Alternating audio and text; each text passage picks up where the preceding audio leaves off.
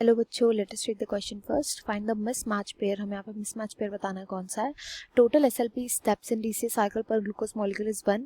Cytochrome C is present at the outer side of the inner mitochondrial membrane. One molecule of FADH2 gives 2 ATP molecules or oxidative recarboxylation takes place in the mitochondrial matrix. हमें इसमें बताना है mismatched कौन सा है. यहाँ पर जो कि कंसेप्ट हम यूज करेंगे वो होंगे दो, इलेक्ट्रॉन ट्रांसपोर्ट सिस्टम के and Krebs cycle. Krebs cycle दोनों ही बहुत ज़्यादा इंपॉर्टेंट है, एक एक करके इन पर बात करेंगे. तो सबसे पहला आता है टोटल SLP. SLP का मतलब होता है substrate level phosphorylation. Substrate level phosphorylation. Substrate level phosphorylation देखने को मिलता है क्रेब्स साइकिल के अंदर. क्रेब्स साइकिल के अंदर जब सक्सिनाइल को ए कन्वर्ट होता है सक्सिनिक एसिड में, तो इस रिएक्शन के टाइम पर GDP बनाता है GTP.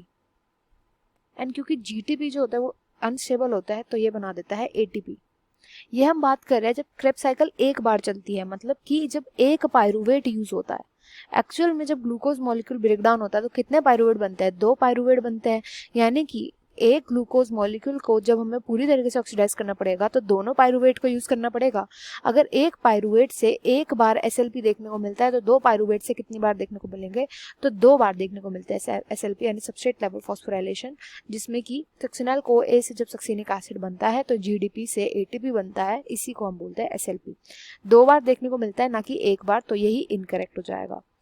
देन नेक्स्ट में हमसे पूछा गया सेकंड में cytochrome C present at the outer side. ये भी करेक्ट है. देखो साइटोक्रोम C क्या होता है? ये एक प्रोटीन होता है जिसका फंक्शन होता है कॉम्प्लेक्स 3 से कॉम्प्लेक्स 4 में इलेक्ट्रॉन को ट्रांसपोर्ट कराने का. एंड इसकी पोजीशन क्या होती है? जैसा स्टेटमेंट में लिखी है, आउटर साइड या outer surface of inner mitochondria membrane में प्रेजेंट होता है. नेक्स्ट थर्ड है, एक मॉलिक्यूल ऑफ FADH2 से 2 ATP मॉलिक्यूल निकलता है. यस. NADH का अगर हम ले तो एक NADH से 3 ATP निकलते हैं एंड एक FADH2 से निकलते हैं 2 ATP. तो ये भी करेक्ट है. फोर्थ में बोला गया ऑक्सीडेटिव डिकार्बोक्सिलेशन पे कि वो माइटोकॉन्ड्रियल मैट्रिक्स पर होता है. बिल्कुल करेक्ट है. ऑक्सीडेटिव डिकार्बोक्सिलेशन में क्या होता है? जो पायरुवेट होता है, पायरुवेट ये बनाता है एसिटाइल को